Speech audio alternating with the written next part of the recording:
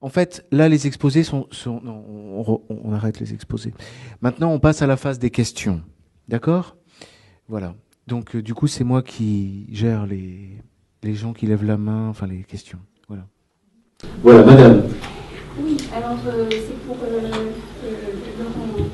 Queneau. Je voulais juste vous dire, à travers ce que j'ai entendu de ce que vous avez dit sur l'histoire, pour moi, il en ressort qu'il y a un projet, un complot, et qu'en fait, les autres choses que vous appelez différents projets sont soit des choses qui viennent en opposition à ce projet, soit des intérêts, mais pour moi, ils ne sont pas le projet des projets, parce que finalement, dans le temps, il s'essouffle, il meurt, et je ne vois qu'un seul projet qui perdure à travers différentes nations, prenant différentes formes. Et ce projet, c'est le projet sioniste. Donc pour moi, il y a un projet qui est global. Bah, on peut dire les choses. Quand je regarde les banques, quand je regarde toutes ces choses, je me dis que tout concourt vers ce projet, concrètement. Oui, je suis assez d'accord, mais je dirais qu'il y a un projet qui est plus fort que les autres, mais je pense que beaucoup de projets existent et qui peuvent, les projets s'instrumentalisent mutuellement, hein, mais il y a bien un projet turc, il y a bien un projet impérialiste américain aussi, ils sont indépendants ces projets, mais ils peuvent s'associer mutuellement. Mais à la limite, c'est une question de terme. Hein, on pourrait... Non, s'il vous plaît, je suis obligé de mettre un peu le haut là. Il faut faire attention parce qu'on est trop nombreux pour faire quelque chose qu'on pourrait faire si on était 4 ou 5. Hein? Non, un minimum. Non, c'est le bon moment là, le moment des questions. On est tous d'accord. Mais allons doucement, peut-être respectons certaines règles, enfin sans passer dans les trucs un peu cons de la nuit debout. Mais il faut quand même demander la parole. Hein? D'accord? Merci.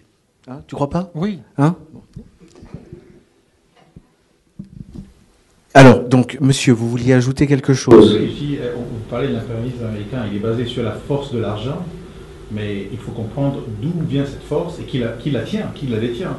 Ouais. Pour revenir à ce que disait madame. Ce projet-là Oui, mais je pense qu'on est d'accord, simplement... Ouais. Alors, il y a une priorité, monsieur. Mais peut-être vous pouvez même vous lever, ouais, si vous voulez. Oui. Je voulais dire juste que je désapprouve votre vision des croisades, surtout de la 4e croisade du Moyen-Âge. Je crois qu'il y a une vision qui est évidemment manichéiste, dans laquelle volens nolens. Votre vision est un peu celle de méchants qui vont lutter contre des gentils là-bas, grosso modo, sans tenir compte du mouvement de reconquête qui était aussi dans la péninsule ibérique au même moment, n'est-ce pas, par la Reconquista, quand les Arabes ils ont pris l'Espagne visigothique en 711, et sans oublier que toute la partie du monde arabe qui était la Palestine, d'aujourd'hui la Palestine, le Liban et la Syrie, était sous l'Empire byzantin jusqu'à l'année 700 environ, avant d'être conquise par les dynasties musulmanes. Donc, je crois que ce mouvement de reconquête a été pendant plusieurs siècles, en quelque sorte, dans l'air du temps. Et je ne comprends pas pourquoi aucun historien présente, par exemple, la Reconquista espagnole d'une façon négative, alors que les croisades, depuis une certaine historiographie d'origine peut-être maçonnique, du XIXe siècle, sont présentées pour critiquer l'Église catholique, qui est la grande méchante, qui a instigé ce crime contre l'humanité qui est... D'accord. Très bien, merci infiniment, monsieur. Merci beaucoup. Bon, la question s'adresse, je suppose, à Laurent Guyeno, mais si vous permettez, je peux en profiter pour donner une petite précision, parce que ça a réveillé des souvenirs chez moi. Effectivement, c'est vrai que on peut dire dans l'esprit des croisades, on a la reconquête, la reconquista. Hein, bon. Mais il y a mieux que ça. Et là, je renvoie les juristes qui sans doute connaissent le philosophe du droit Michel Villet, parce que c'est un auteur important. Et cet auteur qui s'appelle Michel Villet avait fait sa thèse sur la croisade. Alors je connais pas sa thèse, mais elle a été rééditée récemment. Et ça mériterait peut-être d'aller voir, parce que lui s'est intéressé aux théories théologico-politiques de la croisade. Et ce que je retiens, moi, de la période où j'ai aussi été historien du droit, c'est que, et ça intéresse directement la question du nationalisme français. Parce que ce qui est particulier chez, par exemple, des gens comme Philippe le Bel, et même ses prédécesseurs, c'est qu'en fait, ils ont retourné l'idéologie de la croisade et la motivation, disons, belliqueuse de la croisade sur la libération de la terre de France. C'est-à-dire que, dans leur idée, il suffit, enfin, pour résumer, de considérer la France comme une, ou la terre sainte. Parfois, ça va loin, Parfois, c'est une terre sainte, mais non, c'est la terre sainte. En faisant remonter l'origine de la race mérovingienne, d'ailleurs, à David, il y a ça dans l'idéologie de l'époque, de manière à ce que je sais pas si on peut parler de la libération, mais enfin, en tout cas, la croisade devient une croisade intérieure au territoire français. C'est ça que ça m'évoque. Il y a ces dimensions-là. Non, mais c'est sûr que toutes ces questions sont très complexes. Ouais, je peux ajouter peut-être quand même quelque chose, parce que bon, je comprends votre réaction, monsieur, et j'ai bien conscience de, quand je parle des croisades de cette forme-là, de heurter certaines sensibilités, mais je le fais parce que, d'abord, j'ai fait qu'une petite approche, les choses sont beaucoup plus compliquées, évidemment, et je ne nie pas que le religieux, la place du religieux, est-ce qu'il est simplement instrumentalisé, ou est-ce qu'il est, bon, tout ça se discute, je suis d'accord, et je sais bien que j'heurte ou j'écorne le roman national, on va dire, parce que les croisés, n'oublions pas, ce sont les Francs, principalement, et les Normands, principalement, avec des Germains, mais du point de vue chez les Byzantins ou les Arabes, c'était les Francs et les Latins. Donc on est vraiment dans la mémoire nationale, on est dans quelque chose de très sensible, je le sais bien, et le rôle de Rome là-dedans est particulièrement délicat à traiter. Mais j'ai une vision effectivement qui ne correspond pas, on va dire, à une vision, on va dire, catholico-phile. Je ne sais pas si ça le dit, mais peu importe. Mais pourquoi j'ai voulu traiter de ce sujet-là, c'est parce que je pense que dans un esprit de réconciliation, la question de la croisade reste assez chaude, c'est une cicatrice assez profonde. Vous savez, dans le monde arabe. D'ailleurs, je conseille à tout le monde de lire le livre très très chouette de Amin Malouf, La croisade vue par les musulmans. Et déjà, rien qu'en lisant ça, vous verrez qu'il y a deux récits qui n'ont pas grand-chose à voir.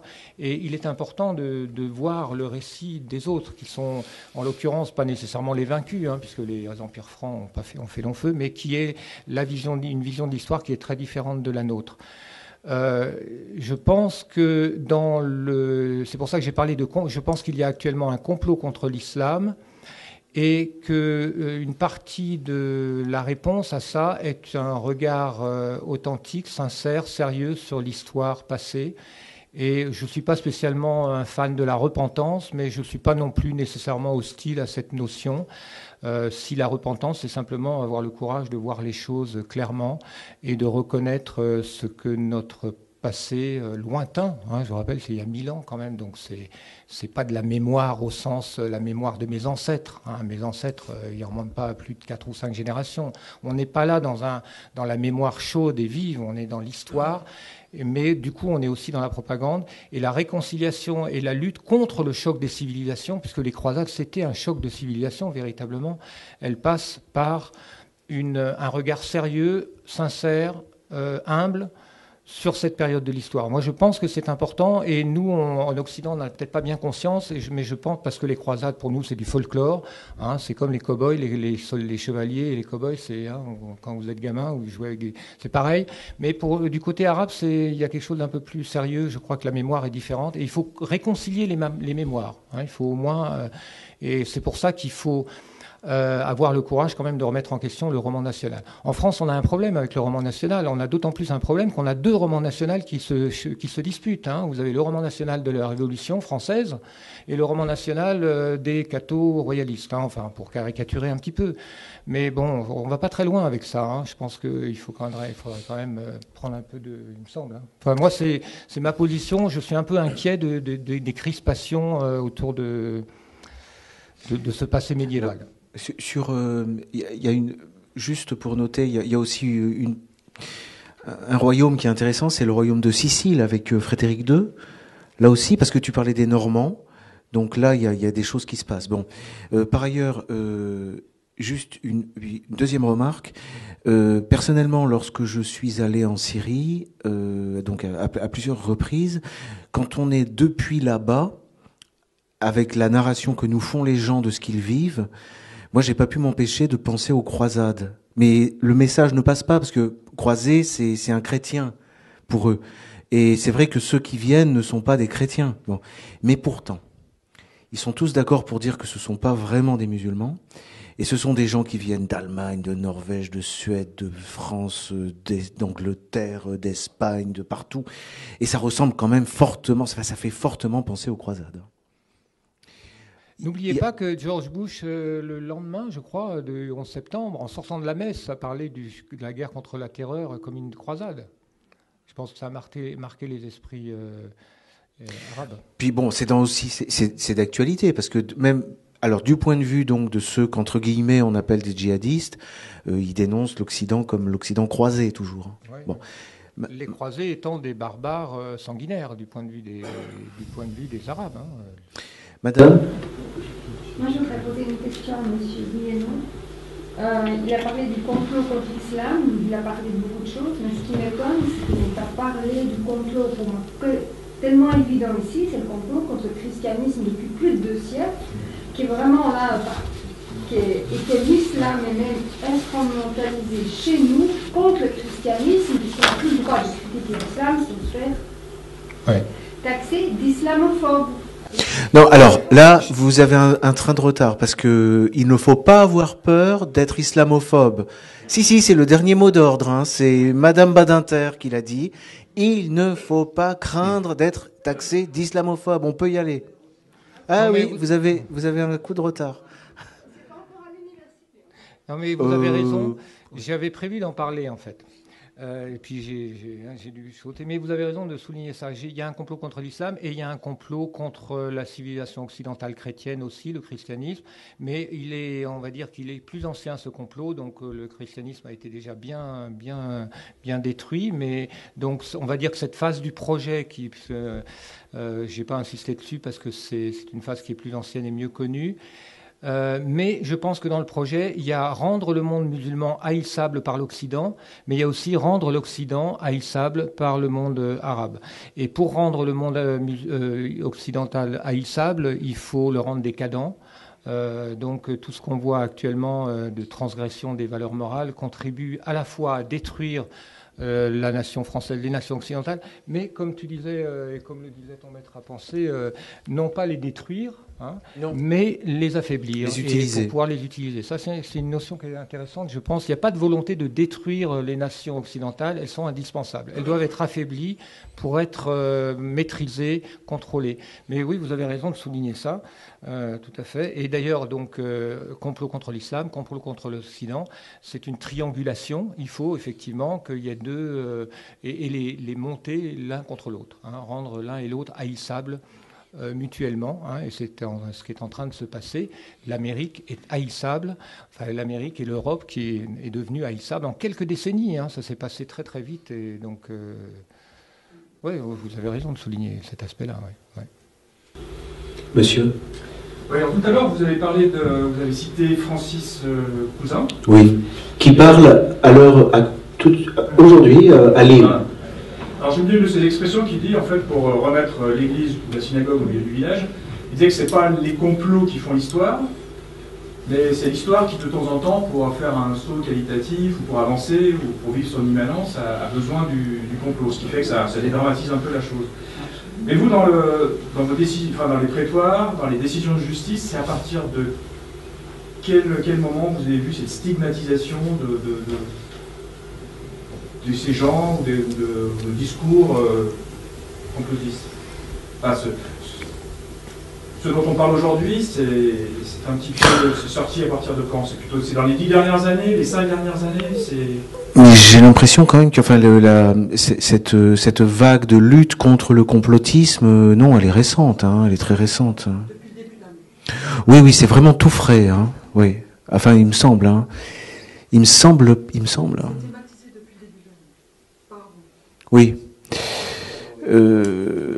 Pour l'instant, on n'a pas, par exemple, vous avez des lois pour punir l'apologie de terrorisme, pour l'apologie ou pour tout ce qui concerne l'incitation à la haine raciale, etc. Bon, pour l'instant, dans le droit de la presse, vous n'avez rien qui sanctionne et qui est appelé de théorie complotiste, quoi. Enfin, ils emploieront sans doute une périphrase un peu complexe pour désigner ça, mais je pense que, enfin, je sais pas, ça rentre dans le cadre de la lutte, à mon avis, de la lutte contre l'antisémitisme, ça, clairement. Parce que, en fait, ce qu'on veut dénoncer derrière le complotisme, c'est l'idée qu'on accuse Israël, même l'État d'Israël, de manipuler les médias, y compris en France, et d'avoir une emprise sur le gouvernement et sur l'information français et sur l'information en France.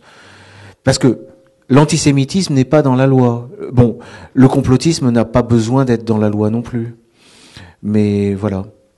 Monsieur ? Oui, alors moi je voulais faire un lien avec ce que disait Madame tout à l'heure, qu'on se demande si le plan, qui peut être un seul et unique plan, ce ne serait pas justement, comme on a laissé sous-entendre que vous avez rebondi sur Madame, ce serait en fait la destruction des religions en tant que ce qui s'est passé au siècle dernier pour le christianisme, avec les francs-maçons qui sont venus éclater l'ordre chrétien et un peu faire un lâchisme de la religion catholique. Et une fois que la religion catholique, ce qui est actuellement, je pense, au niveau dans le monde, il n'y a plus, enfin au niveau de l'Europe, la religion catholique existe malheureusement très peu. Elle est beaucoup amoindrie et beaucoup moins forte qu'elle l'a été au siècle passé. Et quand on regarde un petit peu l'histoire, et on peut faire un lien aussi avec Pierre Hidard, qu'on aura peut-être l'occasion de voir, j'espère, ici, peut-être on peut se poser la question qu'à l'heure actuelle, la destruction, après avoir attaqué le catholicisme et attaqué l'islam, qui elle aussi a des valeurs qui peuvent être, l'islam comme le catholicisme, peuvent être des remparts à une gouvernance mondiale. Et en fin de compte, on peut regarder les œuvres de science-fiction, de fiction qui ne parlent même pas de la science-fiction, on appelle ça l'anticipation. On peut se dire que si on veut cet ordre, un seul unique ordre mondial avec un gouvernement mondial comme l'Union européenne, peut-être plus tard avec un biais de l'ONU, de l'OTAN et tous les grands organismes mondiaux, d'avoir un seul gouvernement et un président de tous les États. Mais s'il y a des religions qui permettent de cloisonner ces choses-là, il faut les détruire avant qu'il y ait cette chose qui tu veux se crée. Oui, vas-y. Voilà, d'accord. Moi, je vois deux questions dans deux aspects. D'abord, détruire les religions, oui et non, parce que ça dépend ce qu'on entend par religion. Oui, non, mais je comprends bien, mais ça dépend ce qu'on entend, parce que... C'est à cause de... Ah ouais. Parce que si vous regardez par exemple le christianisme américain, il est très utile au sionisme, il n'est pas question de le détruire, il est fondamental, le christianisme évangélique américain, les Christians for Israel. Donc la question, le but je pense pas est de détruire les religions, mais comme les nations, ne pas les détruire, mais les instrumentaliser, les rendre serviles. Rien n'est plus manipulable que l'esprit religieux. Donc l'esprit religieux sera toujours l'enjeu de manipulation. Que ce soit la religion chrétienne ou même le transhumanisme, on peut imaginer. D'accord ? Donc ça, c'est une première chose. Dans une certaine mesure, le christianisme et l'islam ne sont-ils pas des créations du judaïsme ? La question se pose, certains se la posent. Donc est-ce que quelque part, il n'y a pas... si on remonte un peu plus loin dans ce projet, ça ne fait pas partie du projet, c'est pas impossible. Hein. Mais l'islam radical, djihadiste, est très utile au sionisme, donc il ne faut pas le détruire. Ce qu'il faut, c'est détruire effectivement l'islam saint civilisationnel, Et d'ailleurs, je fais remarquer que si le but de la guerre contre le terrorisme était de lutter contre le djihadisme ou l'islamisme radical, eh bien, on ferait appel à des érudits, des érudits de l'islam pour lutter. Ça serait la seule. Or, qui nous donne-t-on comme spécialistes de l'islam aujourd'hui? Soit des chalgoumis, soit des islamologues islamophobes, comme il faut les appeler, comme Keppel ou comme l'était déjà Bernard Lewis. Donc il y a une volonté de détruire effectivement l'islam civilisationnel. Mais ça ne veut pas dire que les religions ne peuvent pas être utiles en tant qu'instrument de manipulation. Je peux ajouter quelque chose sur ce point, parce que la morale chrétienne, enfin, j'avais fait une autre conférence sur le droit international, l'ancien droit international, l'ancien droit de la guerre, qui reposait sur, disons, une certaine chevalerie d'ailleurs, un esprit chevaleresque, c'est-à-dire on ne se bat pas contre les civils, on ne se bat qu'entre militaires. Bon, il était fondé sur c'était le christianisme, le socle de ce droit international. Bon, et ce que j'observe, c'est que ce qu'on peut appeler entre guillemets le nouvel ordre mondial, enfin parce que moi je pense que c'est pas un projet futur, c'est le présent. C'est-à-dire cette espèce de subversion généralisée, ce terrorisme qui se répand dans le monde entier, ces bombardements de tapis de bombes, enfin, tout ça a besoin de la morale chrétienne toujours. Et simplement, elle est manipulée. Par exemple, on nous fait pleurer sur le crime contre l'humanité. Qui ne pleurera pas sur le crime contre l'humanité? Donc, mais c'est un concept qui était au cœur du droit international ancien. C'est-à-dire qu'il était bien convenu qu'on ne touche pas aux populations civiles. On ne les déporte pas, on ne les extermine pas, on les massacre pas. Vous voyez? Mais dès lors que vous avez une manipulation, et là c'est un complot, qui soulève les populations contre leur gouvernement, parce que c'est ça qui se passe, en leur expliquant que leur gouvernement c'est le diable, on soulève les populations, et dès lors que le gouvernement, du coup, est obligé effectivement de les déplacer, alors on fait de la surenchère, on la creuse, vous voyez? Donc effectivement, j'ai du mal à penser. Enfin, en tout cas, parlons du présent, parce que je crois que le nouvel ordre mondial, il est présent, et il a besoin effectivement encore d'États fantoches et de religions qui puissent être, comme le disait, je crois que c'est Marx, l'opium du peuple. Il en a besoin. Deuxième remarque, c'est dans le protocole des sages de Sion qu'on a les deux stades. C'est-à-dire qu'on a la première phase d'infiltration clandestine et de manipulation, et ensuite l'ultime phase où il y aura le roi du monde qui se montrera sur son trône. Bon, à mon avis, c'est un petit peu de l'enfumage, ça, parce que du coup, on croit que c'est à venir, et on est dans une perspective d'emblée eschatologique, enfin, de fin des temps, quoi. Enfin, pour moi, ça fait partie d'une sorte de piège. Enfin, je peux pas aller plus loin, mais c'est voilà. Si je puis me permettre, excusez-moi, je suis désolé. La dame qui a posé une question tout à l'heure nous demandait à quand remonter cette histoire de complot et de lutte contre le complotisme. Alors, il y aurait des recherches à mener, mais je crois que les présentes idées de complot remontent à la Révolution française. Et la lutte entre, en fait, quand même, complotistes et anticomplotistes, elle pourrait être datée, en tout cas, ça plairait beaucoup à Taguieff. C'est entre l'abbé Baruel, qui disait que la Révolution française était tout simplement le fruit d'une conspiration des francs-maçons et des jésuites, ou des Illuminati. Non, les Illuminati et les jésuites.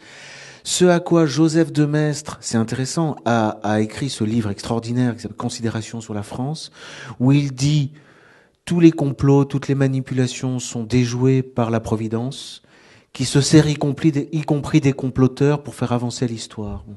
Et ça, c'est une tension. Et puis après, il y a toute la philosophie du 19e siècle avec Hegel et compagnie. Enfin, pardon d'employer ce terme, mais donc moi, je ferai remontrer le présent moment historique à la Révolution française, peut-être. Bon. Alors, effectivement, peut-être qu'il faut remonter plus haut avec les guerres de religion. Bon. Pour parler du mot complotiste, enfin, je suis pas sûr, mais il me semble que j'entendais pas vraiment ce mot-là il y a déjà 5 ans en arrière. C'était plutôt théorie du complot. Et vous parlez de JFK, je pensais au film d'Oliver Stone, il est sous-titré Une théorie du complot.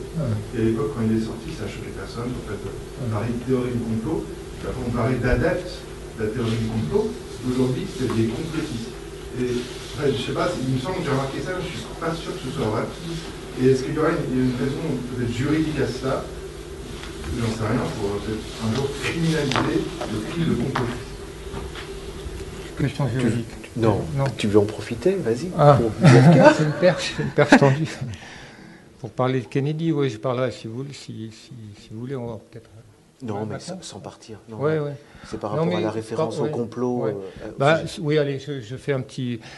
pour rebondir sur Kennedy, parce que c'est vrai que la Révolution française, mais Kennedy a aussi été une étape majeure pour le développement, on va dire, du conspirationnisme, qui effectivement a changé de nom, le film d'Oliver Stone. C'est vrai que Kennedy reste un cas d'école quand même, étonnant pour beaucoup de raisons. Il y aura peut-être un article sur ER prochainement à l'occasion de l'anniversaire de la mort de Robert Kennedy. Parce que j'étais parti là-dessus d'ailleurs en introduction. Il faut arriver à relier un peu tout ça pour donner du sens. Et c'est pour ça que la vision géostratégique, la vision des projets à long terme, il faut essayer d'inscrire tous ces assassinats politiques sous fausse bannière, tous ces actes terroristes, il faut réussir à les rattacher à un projet. Et pour empêcher les gens de faire ça, l'anticomplotisme s'attache à ne pas faire de lien. Et sur Kennedy, il y a un truc qui est très très frappant, c'est qu'on fait très rarement le lien entre l'assassinat de John Kennedy et l'assassinat de Robert Kennedy. Et à mon avis, c'est la clé dans le lien entre les deux, tout devient clair. Et c'est pour ça, je pense, que les grands médias et les faux on va dire dissidents qui noient le poisson avec des théories bidons, s'évertuent à ne jamais faire le lien. Robert Kennedy est mort un 5 juin. Il a été assassiné, je vais vous le faire très rapidement, en très peu de mots. Vous allez tout de suite comprendre pourquoi le lien est important. Parce que quand on creuse l'affaire Kennedy, c'est vrai qu'on a du mal à dépasser le stade où il y a plusieurs théories. Moi, je pense que la théorie d'Israël, la piste d'Israël est nettement la plus convaincante. Tout simplement parce que c'est pas la peine de s'intéresser à Oswald, c'est pas lui. Donc, il faut s'intéresser à qui? À Jack Ruby, tout simplement pour cette raison. Jack Ruby s'appelle Jacob Rubinstein. Il fait partie d'un réseau mafieux terroriste lié à l'Irgun, et c'est lui qui liquide Oswald. C'est déjà la première piste qui mène directement à l'Irgun de Begin, et voilà. Donc tout simplement pour ça, et pour des tas d'autres raisons qui tiennent à l'identité de tous ceux voilà. Bon. Mais on reste quand même un peu sur notre fin avec John Kennedy. Or, si vous regardez Robert Kennedy, là vous comprenez l'intérêt de relier les points, de mettre les pièces du puzzle ensemble. Robert Kennedy a été tué soi-disant par Sirhan, un Palestinien motivé par la haine d'Israël. Si. Et oui, parce que il avait entendu ou lu dans un article que Robert Kennedy avait promis de livrer des avions. Il était en campagne électorale. Robert Kennedy, il fallait bien qu'il fasse des promesses électorales, bref. Or, vous creusez le dossier Robert Kennedy, vous apercevez que vous avez un truc très compliqué,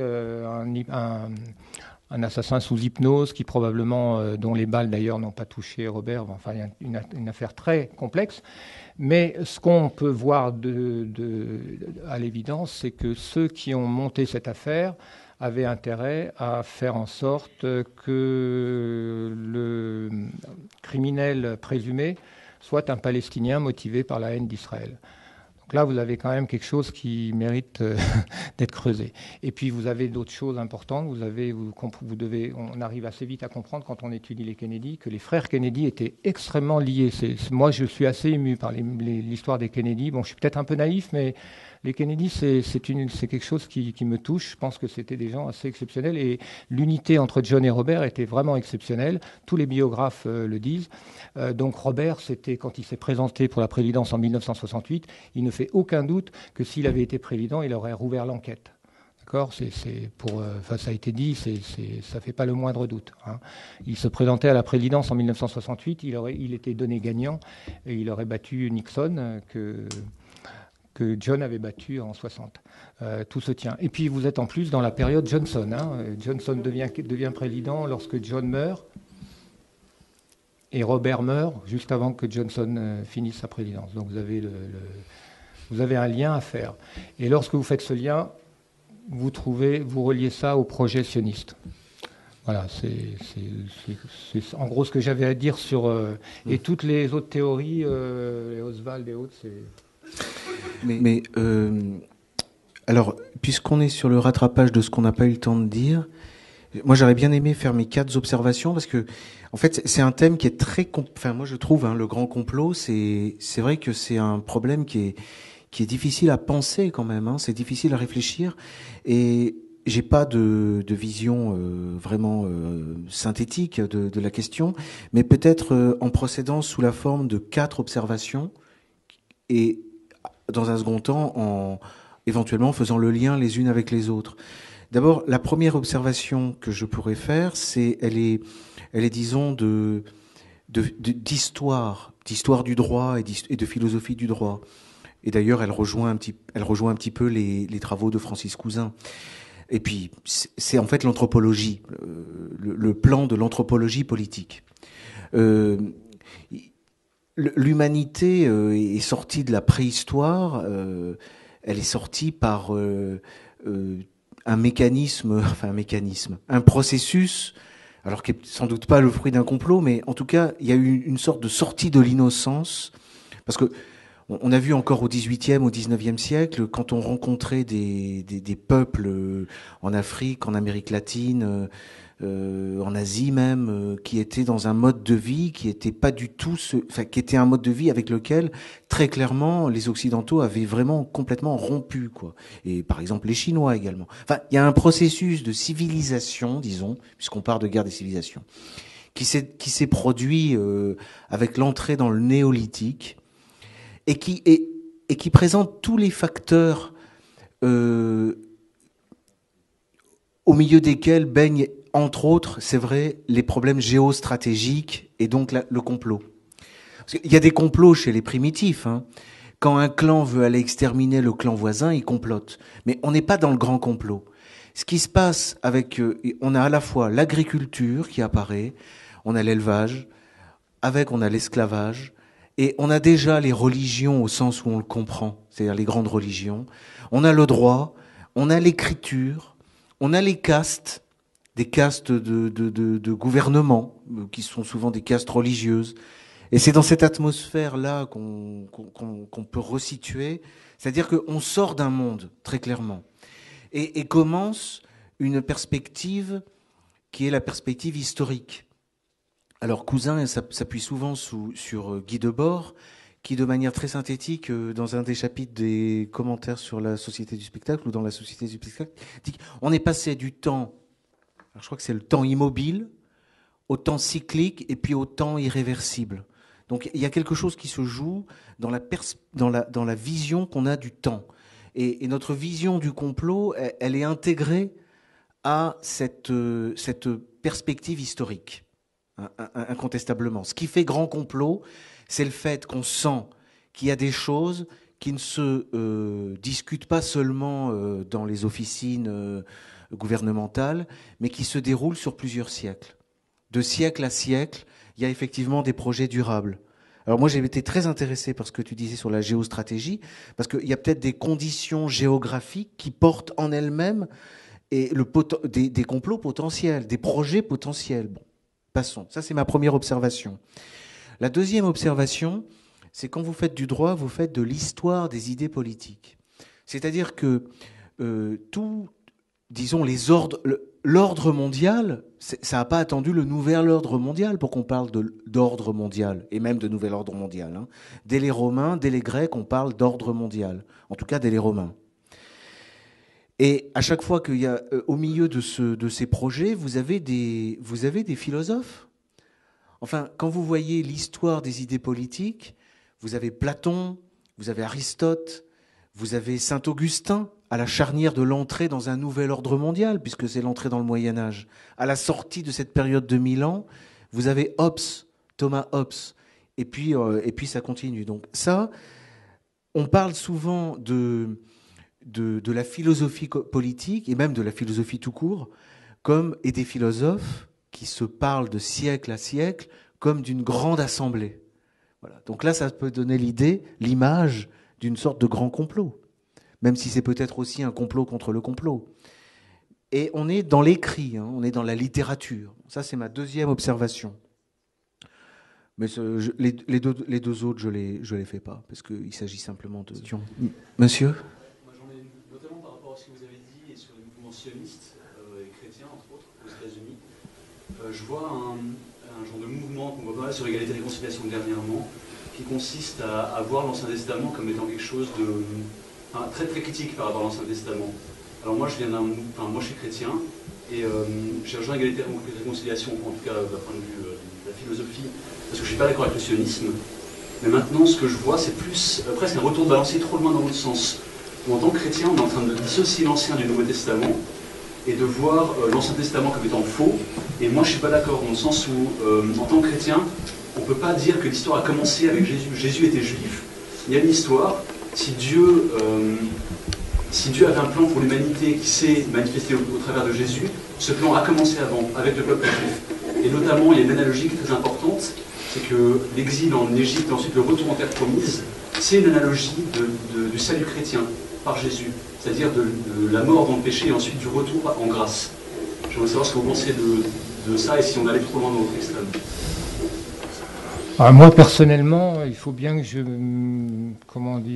suis-je chrétien ? Je suis pas chrétien au sens où vous l'entendez, donc je n'ai pas de réponse à cette question.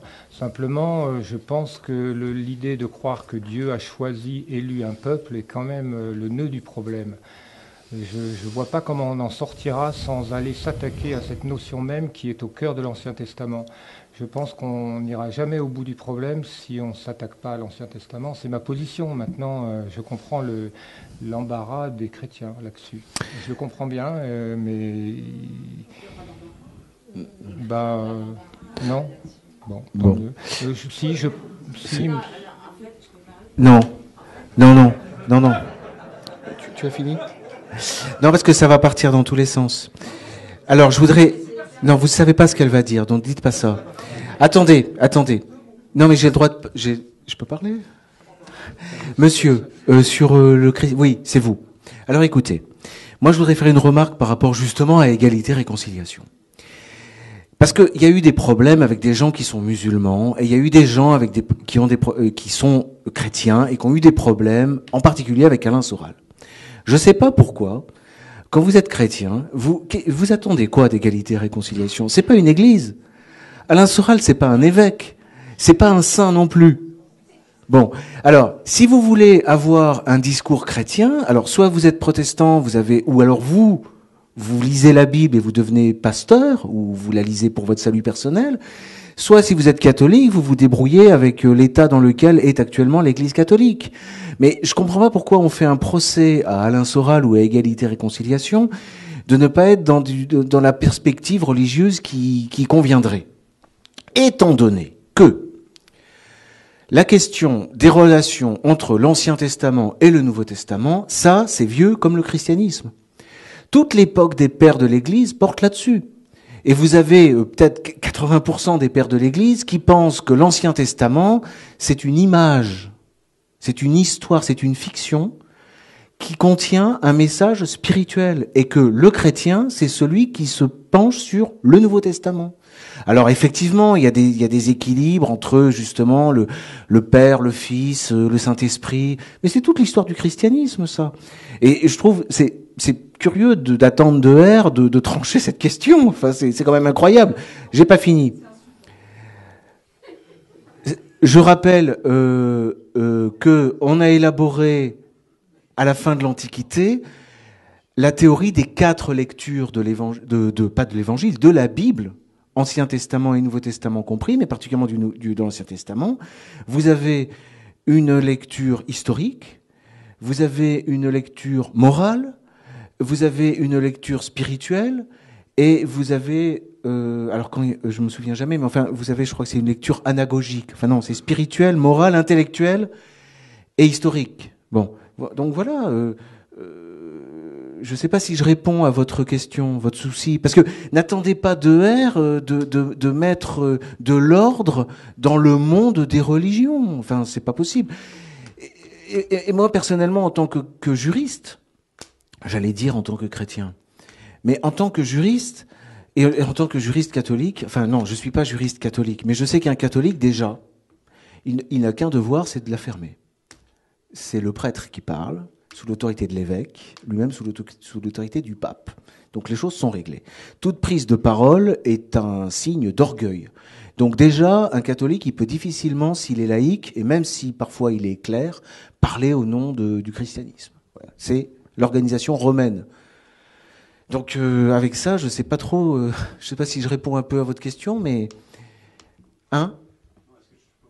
Oui, bien sûr. Non, je suis pas d'accord avec vous, dans le sens où, ne serait-ce que par la littérature, moi ça m'a surpris, disons, de voir que Contre-Culture édite le Nouveau Testament sans l'Ancien. Et moi, les deux sont complémentaires, et on est presque en train d'opposer les deux. Et on vous interdit pas de lire l'Ancien Testament.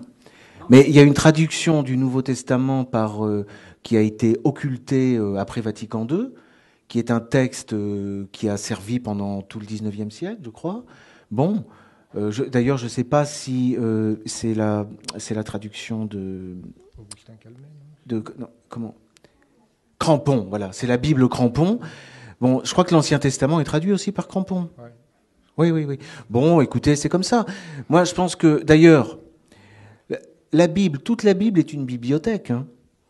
On pourrait d'ailleurs éditer chaque livre séparément, hein, les lettres, et d'ailleurs les lettres de Jacques séparément du reste. Et l'Ancien Testament est une bibliothèque. Bon, alors, ma foi, peut-être avez-vous détecté dans la mouvance, moi j'en suis pas maître non plus, hein, effectivement, un certain retour à une prévalence du nouveau, de l'Évangile sur l'Ancien Testament. Mais est-ce que c'est pas plutôt eux qui ont commencé les premiers? Est-ce qu'il n'y a pas eu tout le XXe siècle une occultation de l'Évangile au profit de l'Ancien Testament? Ce qui est paradoxal, c'est que c'est les évangélistes qui sont revenus à l'Ancien Testament. En fait. Ah, mais c'est pas paradoxal du tout, ça. Dès la Réforme, on revient à l'Ancien Testament. Ce qui fait la Réforme, c'est le retour à l'Ancien Testament.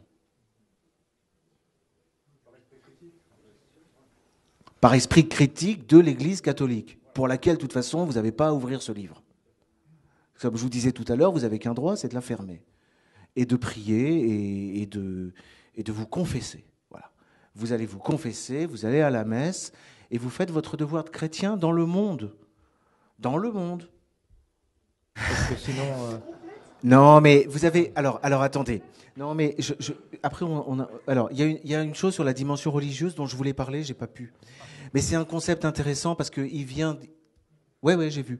Il vient d'un autre de mes maîtres, qui était d'ailleurs le maître de Alvaro Dors. C'est Carl Schmitt. Carl Schmitt était un juriste. C'était un juriste catholique. Hein, bon. Et c'est lui d'ailleurs qui disait, attention, laïcs, ne vous mêlez pas de théologie, parce que les théologiens pourront toujours vous couper l'herbe sous les pieds, pourront toujours vous reprendre. Et c'était le triste destin de Juan Donoso Cortés, le catholique espagnol, qui s'est fait moucher. Non mais vous pouvez baisser votre bras, madame, je ne vous donnerai pas la parole. Qui s'est fait moucher par le plus petit prêtre français venu, parce qu'il était laïque, donc il fallait qu'il la ferme. Donc Carl Schmitt a dit ça. Carl Schmitt disait, c'est pas la peine de faire de la théologie quand on est juriste, on viendra nous reprendre. Bon. Mais Carl Schmitt avait sorti un concept intéressant à propos justement du prince du mal, enfin du diable, quoi, et de la fin des temps, à propos de l'antéchrist. Il avait dit, il y a un concept chrétien. Madame, s'il vous plaît. Attention, s'il vous plaît, écoutez. Parce que justement, je suis en train de répondre à vos questions sur l'eschatologie chrétienne. Il y a un concept chrétien qui a disparu au XIXe siècle, qu'on a oublié, mais qui pendant des millénaires a servi à justement sauver la civilisation occidentale. Et ce concept, il est tiré de la lettre de saint Paul aux Thessaloniciens, la deuxième. C'est le concept du katéron. C'est-à-dire, on demande à saint Paul quand le Christ va revenir, quand va-t-il revenir? Est-ce qu'on doit... Alors, il dit, n'écoutez pas les fausses annonces de la fin des temps. Il y a il faut d'abord que le katérone disparaisse pour que l'antéchrist vienne. Et le katérone, c'est un concept mystérieux. C'est une force qui retient la fin des temps en luttant contre l'antéchrist. Tant que le katérone est présent, tant que quelqu'un, un empire par exemple, on a beaucoup penser que le katérone c'était l'empire romain. Tant que l'empire, mais ça peut être autre chose le katérone, tant qu'une force, c'est vous peut-être le katérone, lutte contre l'antéchrist, l'antéchrist ne peut pas venir. Et tant que l'antéchrist ne viendra pas, le Christ ne reviendra pas. Voilà. C'est la dimension religieuse qui vous manquait tant. L'essentiel est dit à la fin. Je vous remercie.